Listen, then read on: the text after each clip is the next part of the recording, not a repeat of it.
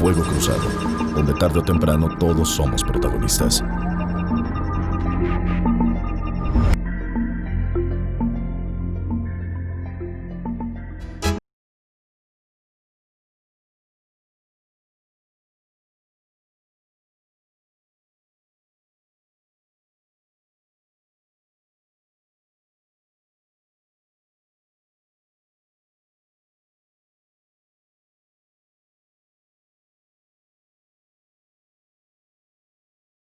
Noches, ya estamos de nueva cuenta en su programa Fuego Cruzado. Ahora nos hemos dado a la tarea de hacer una recopilación de lo que ha sucedido pues desde diciembre del 2019, cuando en enero se supo de un virus que bueno, no sabían si atribuírselo al pescado o a una sopa de murciélago. En fin, se soltaron los demonios para juzgar de dónde salió y quién parió al coronavirus. Su punto de partida, China. ¿Por qué? Todavía no tenemos una visión exacta del por qué. Pero lo que sí tenemos son antecedentes, son frases, son expresiones, son palabras en donde se intentaba dar seguridad cuando lo que se logró fue que la pandemia se extendiera en nuestro país. Son muchas las medidas que no se tomaron. El gobierno no puede eludir su responsabilidad sobre todas y cada una de las muertes que la pandemia ha dejado a su paso. Así que, pues, ¿qué le parece si arrancamos, verdad, con todo esto? Que como le señalé, pues ya todos sabíamos, ¿verdad?, que la pandemia se originó en esta ciudad china, Wuhan, y ahí fue su punto de arranque, exactamente ahí. Esto sucedió a finales del 2019. Se supo realmente en diciembre, aunque algunos aseguran que tal se presentó desde el mes de noviembre, ¿verdad? Hay algunos informes, ¿verdad?, pero el día, la fecha de cuando se inició este brote es algo que todavía permanece entre comillas, es una interrogante más. Y bueno, pues tal parece que mundialmente se aceptó que fuera diciembre el mes en el que arrancó la pandemia, el COVID-19. Aunque, bueno, pues ya posteriormente empezaron a jugar con las fechas y se dijo que hasta enero se había cobrado la primera víctima, pero lo que todos vimos fue cómo aceleraron en China la construcción de hospitales exclusivamente para atender a quienes resultaban infectados, lo cual, pues, tal parece que a México le pasó de noche. Y podríamos hablar que sí de Italia y de Gran Bretaña y de Alemania y etcétera, pero creo que a usted, a mí, nos interesa lo que pasa en nuestro país, en nuestro estado, en nuestro municipio, en nuestra comunidad. Compararlo con lo que sucedió en otros países, mire, nos lleva a una desilusión muy grande. Porque, ¿qué le parece a Alemania? Su extensión territorial apenas sí es del tamaño de una de nuestras entidades.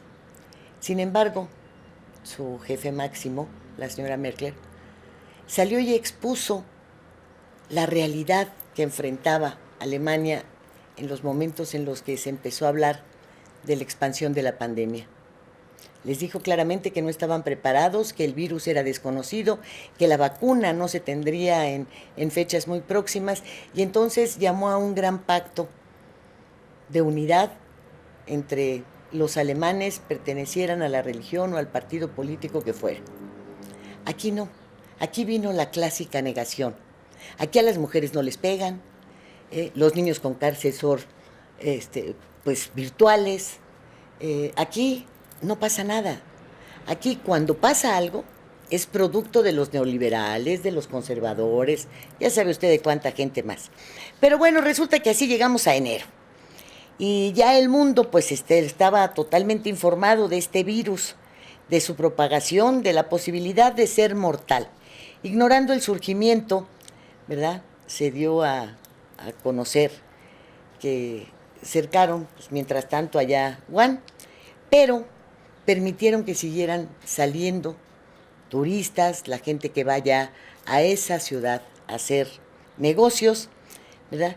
Y durante, pues, todo el mes de enero dejaron salir a visitantes e inclusive a habitantes de la localidad que ya tenían todo pagado. Esto fue en enero, en los primeros 20 días de enero. Los últimos 10 días de enero ya fueron totalmente diferentes, cercaron Wuhan, ¿verdad? Pero aquí el primer caso que se confirmó, ¿verdad?, fue de un mexicano, de un italiano, perdone usted, de un italiano que estaba avecindado aquí en nuestro país. Y no pasó mucho tiempo, fueron unas cuantas horas, para que se supiera de otro caso, ¿verdad?, en Sinaloa. Un tercer caso llegó y pues también se trató de quienes habían estado de alguna manera allá en una convención en Italia. La fecha de la presentación de estas personas ya infectadas fue el 27 de febrero. Y es ahí cuando se considera como la fecha de arranque de la pandemia. Antes, bueno, pues lo tomaban a la ligera. Y tan a la ligera, tan a la ligera, que pues ni siquiera se tomaron la molestia de, pues, prevenir, de tomar medidas, de hacer algo en los aeropuertos. Pero justo ese 27 de febrero, fíjese, cuando aquí se decía que no pasaba nada, que había que darse besos, abrazos, salir a la calle, comer en las fondas, ya en el mundo se estaban registrando 82.294 casos de infecciones. Señalaban a China, obviamente, como el país en donde se tenía un mayor número de confirmaciones de gente contagiada, ¿verdad? Las autoridades mexicanas, le decía yo, no tuvieron precaución, pese a conocerse de la expansión de la pandemia y de que ya en China estaban muy alarmados, ¿eh? Los aeropuertos de mayor conectividad, que es el Internacional Benito Juárez de la Ciudad de México, en sus 2 terminales, y el ubicado en Cancún, Quintana Roo, cuyas operaciones y conectividad superan inclusive al de la capital de la República, siguieron recibiendo visitantes sin aplicar ninguna medida de precaución. Es ahí en donde podemos encontrar el porqué de que la Ciudad de México y Quintana Roo hubiesen estado en diversos momentos a la cabeza de los puntos de mayor infección y de mayor letalidad del país. Bien, pues la entrada del coronavirus, mire usted, sin duda alguna, le decía yo, se situó en los aeropuertos.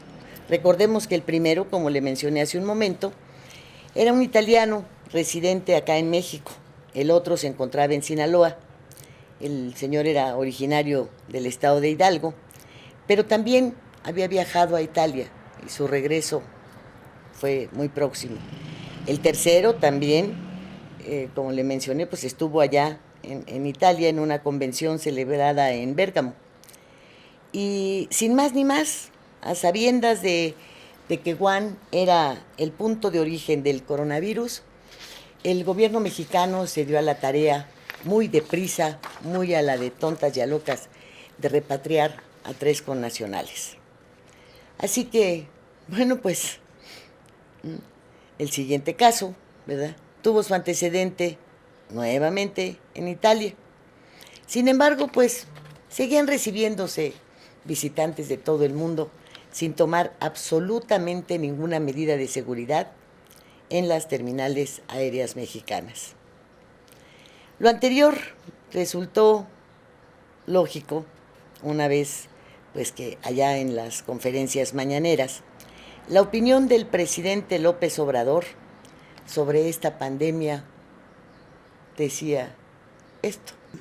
Mire, lo del coronavirus, eso de que no se puede uno abrazar, hay que abrazarse, no pasa nada, o sea, y así, o sea, nada de confrontación, de pleito. ¿Sí? A esto se unió la exposición del famoso Hugo López-Gatell Ramírez, quien sostuvo se encontraba el país en el escenario 1. Es exactamente a lo que me refiero. En este momento, hoy es viernes 28 de febrero de 2020, no hay ninguna indicación, porque no hay una razón científica o técnica de salud pública para cerrar escuelas, cerrar trabajo, tener ausentismo laboral justificado de manera generalizada. No hay razón alguna hasta este momento.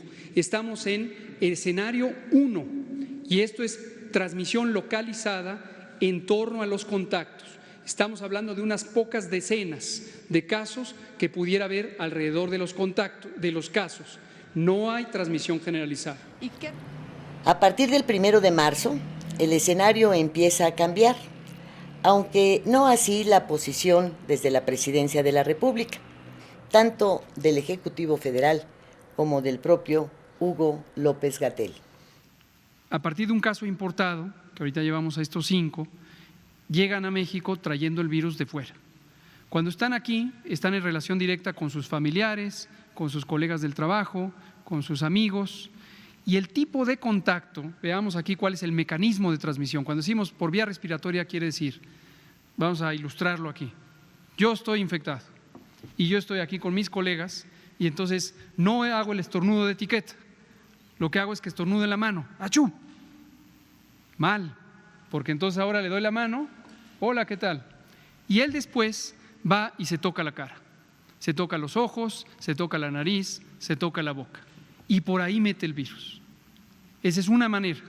La otra manera, ahora voy a ejemplificar aquí con el doctor Reyes Terán, es yo estoy infectado y yo estoy estornudando y estornudando, achú, achú, achú, y de repente achú. Y aquí queda una nube invisible de gotas de saliva, de secreción respiratoria, no se ve, pero aquí está. A veces cuando uno estornuda con el reflejo de un foco, se ve la nube. Y esa nube va a entrar a la vía respiratoria del doctor y va a entrar hasta su garganta, su nariz, posiblemente hasta los pulmones, con virus, y ahí va a infectar. Procedentes de Italia, Estados Unidos, España y Francia, el 3 de marzo, pues ya estaban infectados 26 ciudadanos y se daban cifras de sospechosos y mencionaron también a los asintomáticos y de entre ellos sobresalió el charter, aquel de quienes se fueron a esquiar a Vail. Y bueno, una de las víctimas que falleciera, recordará usted, fue Jaime Ruiz Sacristán, presidente del Consejo de Administración de la Bolsa Mexicana de Valores. También fallecieron ciudadanos radicados en Durango, en San Luis Potosí y en Yucatán. Habrá que tomar en cuenta que allá en Jalisco, cuando el gobernador se enteró de este charter y de que había varios infectados, inmediatamente tomó medidas. En fin, se hizo famosa la exposición de López-Gatell, haciendo referencias a aquel colegio que decía, si tengo 1000 niños, y bueno, escúchelo usted directamente. Vamos a suponer que tenemos una escuela de 1000 niños y de repente de esos 1000, un niño tiene la infección. Si yo cierro la escuela en ese momento, voy a tener un efecto positivo, porque estoy evitando que un niño contagie a 999 niños. Si yo, en lugar de cerrar la escuela en ese momento, me espero a que la escuela tenga 10 niños infectados, puedo cerrar la escuela y esa medida aplicada a 10 contra 990 es más efectiva que si la cierro cuando es solo 1 contra 999. Si me espero aún más y tengo, por ejemplo, 100 niños infectados, es todavía más efectiva la intervención, porque estoy evitando que 100 tienen una mayor fuerza de infección para contagiar a los 900 restantes. Y así. Mire, ya para el 14 de marzo eran 41 los casos confirmados. El 15 de marzo eran 56. El 16 de marzo eran 82. El 18 ya sumaban 118 casos con 314 sospechosos. En el interior del país comenzaron los gobernadores a dictar medidas para evitar que siguiera aumentando así exponencialmente el número de contagios. Sin embargo, en la mañanera nada sucedía. Se habló de guardar sana distancia, pero de seguir retando al virus, saliendo sin ninguna protección. No sabían, y esa es la realidad, qué hacer, fíjese usted, no sabían cómo proteger a los ciudadanos.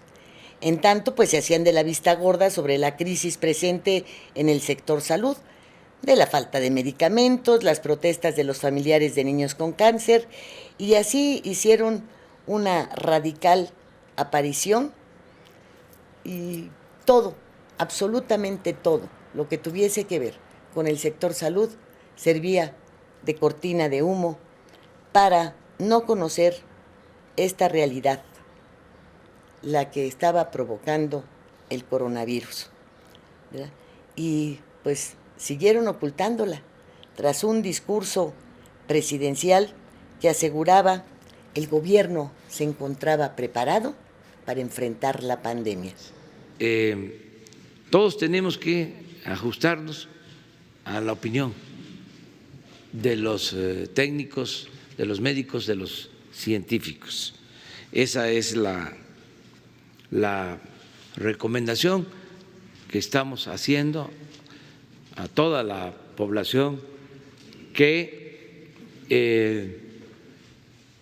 nos informemos, que se tenga confianza en los especialistas, que no solo son de lo mejor del mundo en estos temas, sino que son gentes honestas, con ética, incapaces de mentir. El presidente, en medio de fuertes críticas, seguía recorriendo el país, saludando a quienes salían a su paso, y ningún reporte influía en sus actividades, en que se modificaran estas. Y así empezó también, ¿verdad?, de manera ya abierta, la politización del combate a la pandemia. Al señalar, no se detenía, ¿verdad? El presidente no detenía de ninguna manera sus giras ni sus viajes, porque eso era lo que esperaban sus enemigos, los conservadores, los neoliberales, que se hiciera a un lado, que dejara la silla. Y vea cómo fueron sus expresiones. Estamos terminando nuestra gira por Oaxaca. Estuvimos en Tlaxiaco, en Guelatao, fuimos a supervisar las dos supercarreteras, la de Oaxaca a Tehuantepec, la de Oaxaca a Puerto Escondido. Visitamos el hospital general que está terminando el gobierno de Oaxaca, y el gobernador Alejandro Murat lo está entregando para que se use ahora con la emergencia. Lo vamos a equipar por completo, lo va a operar el ejército en el plan DN3. Nos estamos preparando, nada más que no debemos de espantarnos, no adelantar vísperas, es lo que vengo diciendo. Los mexicanos, por nuestras culturas, somos muy resistentes a todas las calamidades. Siempre hemos salido adelante y en esta ocasión vamos a salir adelante. Nuestro pueblo es poseedor, heredero de culturas milenarias, de grandes civilizaciones. Y en eso estriba nuestra fortaleza. No apanicarnos, vamos hacia adelante y no dejen de salir. Todavía estamos en la primera fase. Ya nosotros, yo les voy a decir cuándo no salgan.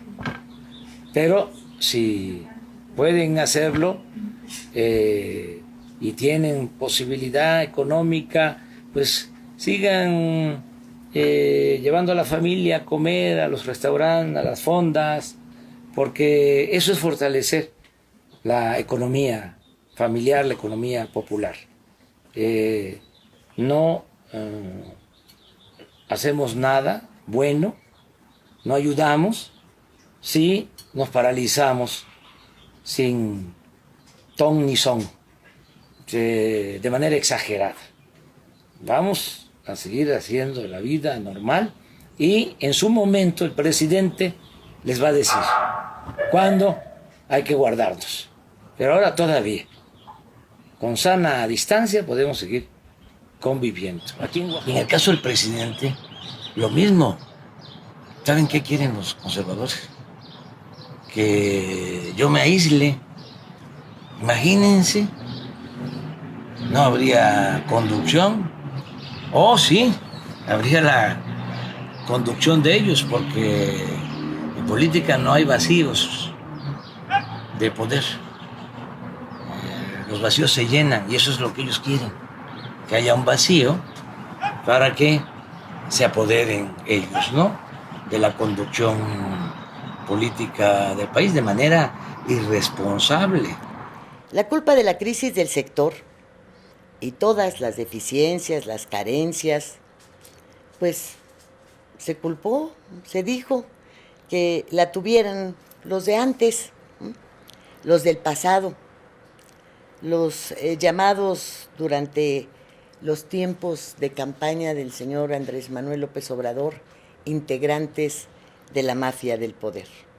Entiendo que quienes durante mucho tiempo aplicaron la política de privatizar ganancias y socializar pérdidas, no compartan nuestra visión de desarrollo con justicia y democracia. Pero a nadie engañamos y hay constancia de ello. Lo que estamos haciendo es lo que hemos propuesto, enarbolado, sostenido en forma pública y abierta desde hace años en la lucha diaria y en campañas políticas. Es también por lo que votaron millones de mexicanos. Hay una lección que hemos aprendido bien y que no olvidamos. Desde el Porfiriato quedó demostrado que un modelo económico que solo beneficia a minorías no produce bienestar general, sino al contrario, engendra miseria pública y violencia. Por eso, el plan de recuperación económica que estamos aplicando no se ajusta al modelo neoliberal o neoporfirista. Ya rompimos el molde que se usaba para aplicar las llamadas medidas contracíclicas que solo profundizaban más la desigualdad y propiciaban la corrupción en beneficio de unos cuantos. No fue sino hasta finales de marzo cuando se habló de entrar a la fase 2 de la pandemia.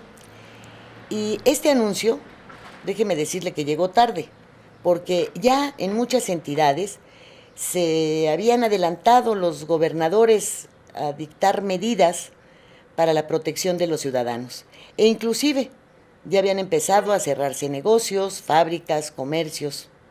Miren, la pandemia evolucionaba y el primer médico, y ahí es a donde también debieron haberse prendido todos los focos de los semáforos que usted quiera, ¿verdad?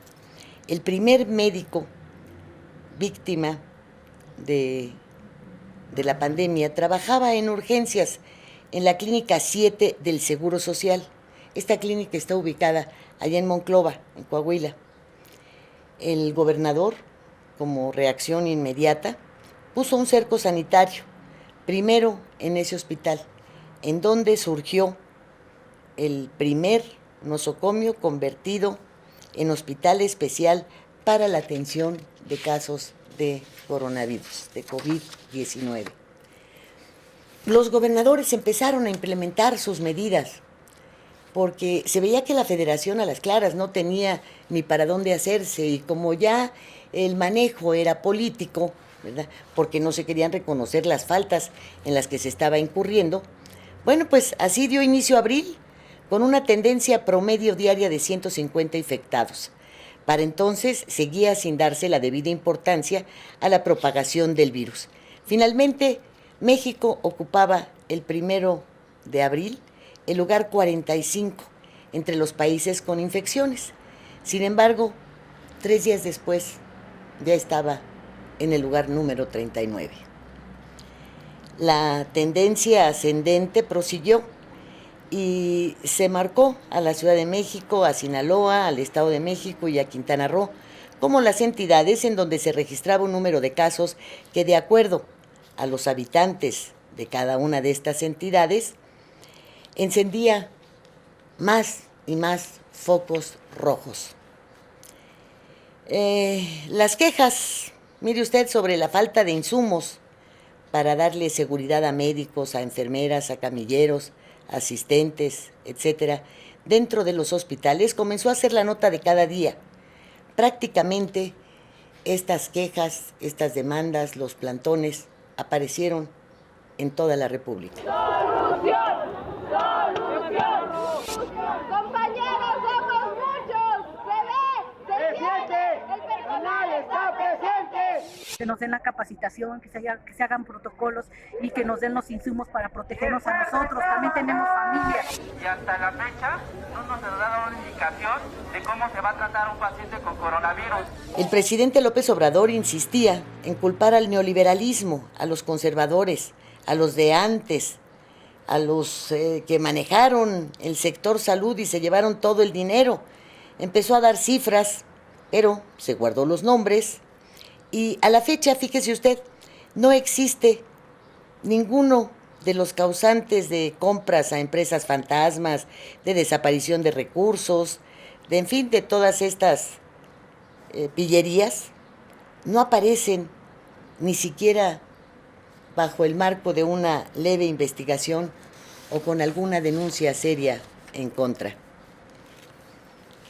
Y es justo en la primera quincena de abril cuando comenzó la danza de las fechas, de los días en los cuales se alcanzaría el pico de la epidemia, del tiempo de confinamiento, del dictado de medidas en donde ya se incluía la sana distancia y el uso de tapabocas con carácter obligatorio. Sostuvieron eran enfermos de diabetes, obesos, hipertensos, con enfermedades pulmonares crónicas o de tipo renal, entre otros, quienes pues estaban falleciendo. Y pues ahí excluyeron a los niños, a los jóvenes. Sin embargo, y para que veamos qué tan mal andan en sus informaciones y sus investigaciones quienes deberían de enfrentar con toda seriedad esta pandemia, resulta que el 15 de abril se confirmó el deceso de una niña de 12 años. Hasta ese momento, la víctima más pequeña del COVID-19. Y es justo en esta primera quincena cuando los gobernadores pusieron en marcha medidas más drásticas. Las hubo, como fue el caso de Yucatán, en donde se estableció un auténtico cerco sanitario y se dieron instrucciones para que la población dejara de circular por las calles. Es hasta el 21 de abril cuando, presionado por la actitud de los gobernantes por saberse rebasados allá en la Federación y rebasados completamente en las medidas de protección y control de la pandemia, que López-Gatell, obviamente autorizado ya por el señor López Obrador, avisa que ya se entra a la tercera fase. Es entonces cuando se giran instrucciones que, por cierto, ya habían sido dadas por los mandatarios locales desde 2 semanas antes. Esta fase 3, se advierte, o por lo menos así lo dijeron, iba a durar hasta el 30 de mayo.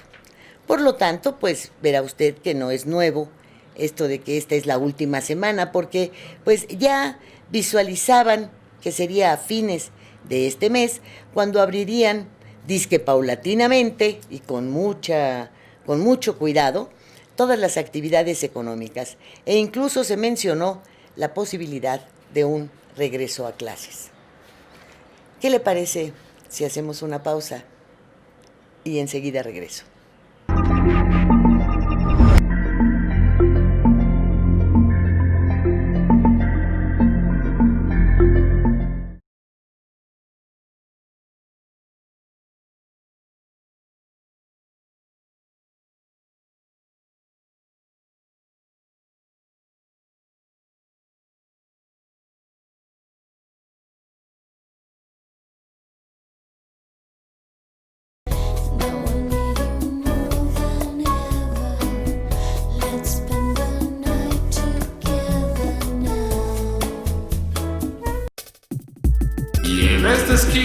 Entusiasmo, entrega, responsabilidad, apoyo al deporte y un gran compromiso informativo, porque los logros van de la mano con el servir a la gente. Kekegi. Vivir intensamente tiene un gran significado. En Hospital Americano tenemos más de 20 años en Cancún y con un excelente servicio médico. Área de urgencias, radiología y laboratorio las 24 horas. Visítanos en Retorno Viento 15 Supermanzana 4, teléfono 287-8022 al 29. En Hospital Americano, cuidamos lo más importante de tu familia. Estado de los estados, donde la información de cada entidad se concentra, la noticia se vuelve de dominio público y el debate se concentra en buscar la verdad. Estado de los estados, la necesidad de estar bien informado con Lilia Arellano, Jorge González Durán y periodistas invitados. Estado de los estados. Reporte 10, conducido por periodistas con 4 décadas de experiencia en prensa, radio y televisión nacionales. Reporte 10. Entrevistas y comentarios con los personajes de la política, la economía, la sociedad, la cultura y el deporte que inciden en la vida de quienes habitamos en la península. Reporte 10.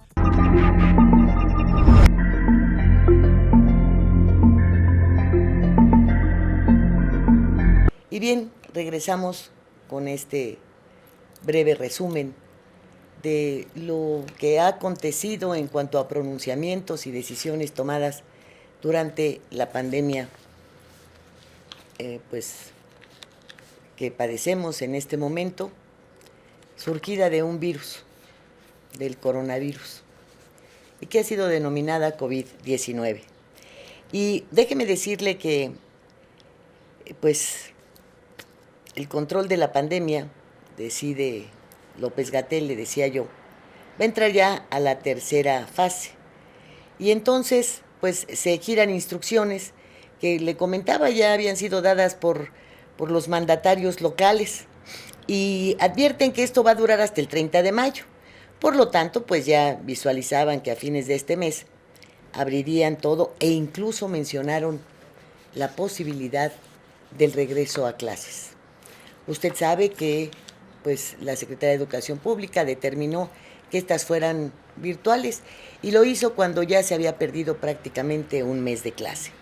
Pero bueno, justo el último día de abril, la reconocida doctora Magdalena Madero aseguró ya estaban saturadas las camas de hospitales de la Ciudad de México. Y eso que no se había disparado la pandemia en las cifras que se tienen ahora. Carlos, la situación en los hospitales de la Ciudad de México es crítica. Básicamente te puedo decir que estamos en guerra. En el Instituto Nacional de Cardiología tenemos ya la terapia intensiva COVID llena, con 32 pacientes graves, con un total de 51 pacientes COVID, que es en realidad nuestra capacidad total, a pesar de que nos reconvertimos a ser hospital COVID apenas hace 2 semanas. Al día de hoy no tenemos un solo ventilador disponible. Estamos a punto de tener que introducir medidas drásticas, como se hace ya en muchas otras instituciones, en donde tendremos que empezar a implementar semáforos para decidir a quién se le dará el apoyo y a quién no. Y a aquellos pacientes que tengan pocas posibilidades de salir adelante se les ofrecerá tratamiento paliativo, básicamente sedación por compasión. Te puedo decir, Carlos, que hay lista de espera en las instituciones públicas, incluso para la colocación de oxígeno por puntas nasales. Y obviamente estamos muy preocupados, porque hasta el 15% de los contagios son personal de salud. Hemos perdido ya muchos colegas en la batalla. El Día del Trabajo, es decir, el 1 de mayo, amanecimos con la sorpresa de ocupar ya el lugar número 23 de países con la mayor cantidad de infecciones y de muertos, pues estos ya sumaban 1,859. En secuencia se fueron pues perdiendo las fechas ahí, dadas como por decreto para la eliminación de la pandemia. Hablaron primero que el 30 de marzo, luego que el 15 de abril, después el 20 de abril, 2 semanas más nos dieron para llegar a la primera quincena de mayo. Algunos decían, esto del coronavirus y las etapas están como las series de Netflix. Tenemos que esperar la próxima temporada. La fecha fatal, ¿verdad?, es ahora, la que se acerca ya, el 31 de mayo, el próximo domingo. Y en el Inter, pues hemos sido testigos de que aún y cuando ha transcurrido todo este tiempo, no se ha dotado a quienes brindan todos los servicios de salud, a los médicos, a las enfermeras, a los camilleros, de los implementos de protección suficientes y necesarios. Y ahora, con la novedad de que les están exigiendo que reciclen lo que ya les habían dado. Quiero mostrarles, ¿sí? La verdad es que es una mentada de madre lo que nos hacen a nosotros los trabajadores, con lo que les voy a enseñar que nos dan de protección, del equipo de protección personal. Quiero que ustedes lo vean, ¿sí? Se los voy a mostrar, si me haces favor. Este es el kit que nos entrega el Seguro Social en el HGZ número 1 de Zacatecas. Vamos a ver.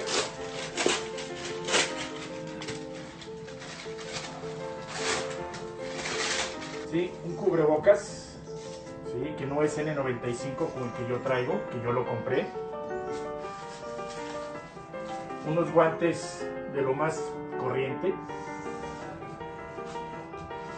Otro par de guantes, 7, porque ni siquiera es mi medida. Yo calzo 8. ¿Sí? Una bata. Y un gorro. Eso es el equipo, el super equipo de protección. Es muy importante, compañeros trabajadores de nuestro instituto, que es claro que al instituto nuestra vida les vale madres, con esas palabras, ¿sí? Caray, pues como citó Elena Poniatowska en su entrevista al diario El País, en México suceden cosas terroríficas, ¿eh? Déjeme decirle que justo el 18 de mayo se dio el banderazo de salida para poner en marcha las actividades de los denominados municipios de la Esperanza. En total marcaron 269 puntos, de los cuales más de 100 se negaron a acatar esas órdenes. Habrá que puntualizar en que en estos municipios no se tiene una producción agrícola, ganadera importante, más bien es de autoconsumo. Y lo que había de resaltarse, ¿verdad?, era la frase, la política presente en la pandemia, los municipios de la esperanza. El resto, pues habrán de ser clasificados y calificados como los municipios de la desesperanza, ¿no cree usted? En tanto, bueno, pues se sigue aquí en México sin aplicar pruebas, tampoco se atiende la compra de diversos medicamentos cuyo éxito ha salvado vidas, según se ha comprobado en otros países. Centraron la aplicación de plasma al sistema burocrático, lo incluyeron ahí de lleno, y además de no brindar ninguna capacitación para el tratamiento de la sangre de los donantes a diversos infectólogos en todo el país, pues las autorizaciones las da COFEPRIS para la aplicación de plasma. Y bueno, estas autorizaciones llegan a tardar hasta 4 días. Así que sale el visto bueno. ¿Cuándo? Pues cuando ya quien resultó infectado ha muerto. La crisis sanitaria estalló al entrar el 2020, porque fíjese usted que no se trató solamente del coronavirus, sino había brotes de dengue, de sarampión, de gripe estacional, entre otros males, así que pues la llegada del coronavirus fue un elemento más, pero un elemento que, a decir de quien tiene la responsabilidad de guiar los destinos de este país, le cayó como anillo al dedo. Y ya hemos visto a lo largo del tiempo en qué consiste la frasecita, nos cayó como anillo al dedo. Imagínese usted esta frase para quienes han perdido a su familia. Debe ser verdaderamente motivo de grandes rencores que no se acabarán en una generación, porque hay huérfanos, hay viudas, hay madres sin hijos. Vamos a salir adelante. Ayer usé por primera vez el término crisis transitoria. Eso no va a tardar y vamos a salir fortalecidos. Y vamos a salir fortalecidos porque no nos van a hacer cambiar en nuestro propósito de acabar con la corrupción y de que haya justicia en el país. Por eso vamos a salir fortalecidos. O sea que nos vino esto como anillo al dedo para afianzar el propósito de la transformación.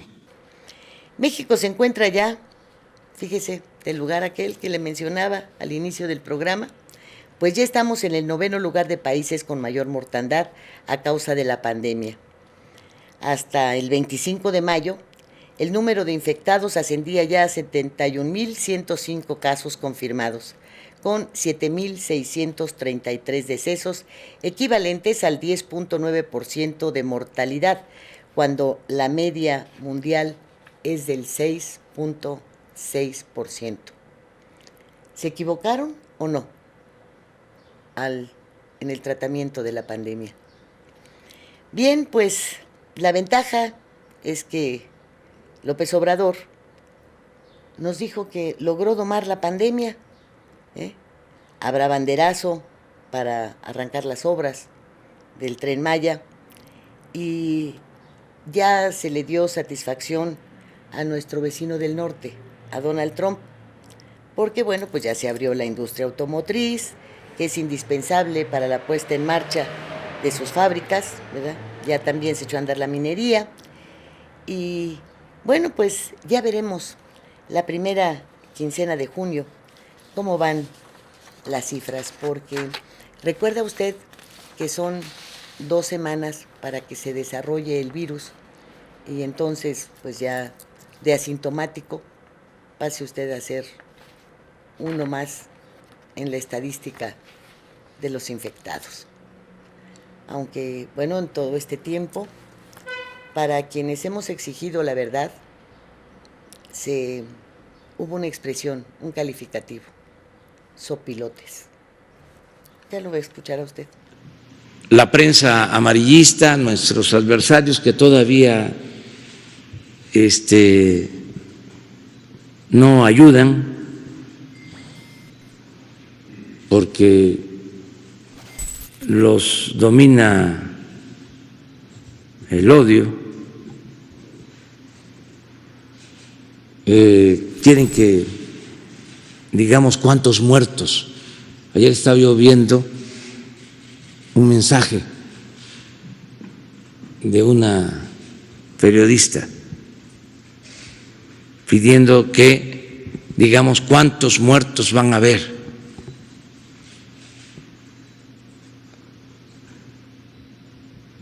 Esto me hace pensar, y es posible decir que estamos también viviendo en temporada de sopilotes.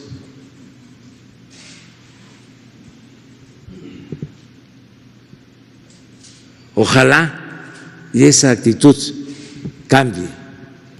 Y bueno, pues a algunos les dio por sopilotear, acudir al registro civil y pues checar las actas de defunción de este tiempo.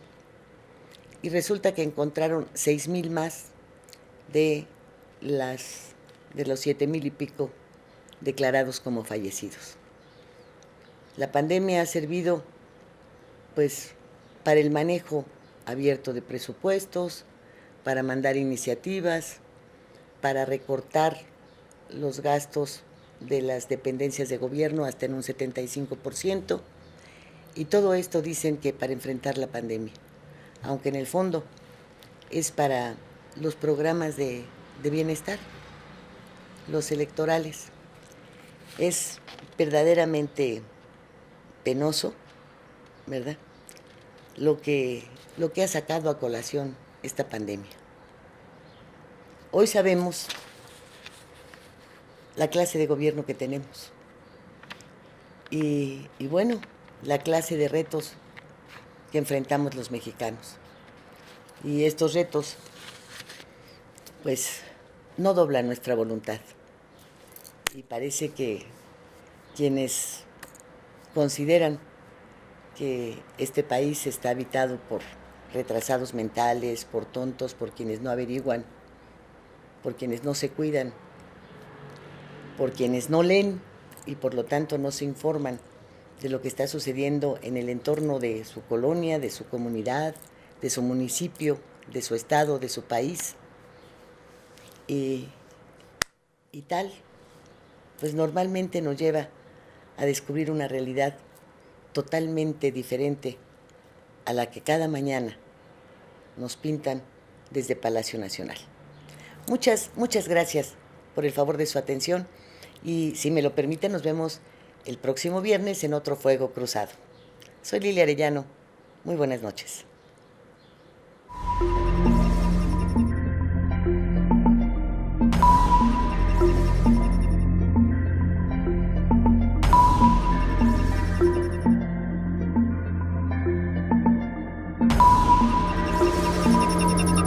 Fuego Cruzado, donde tarde o temprano todos somos protagonistas.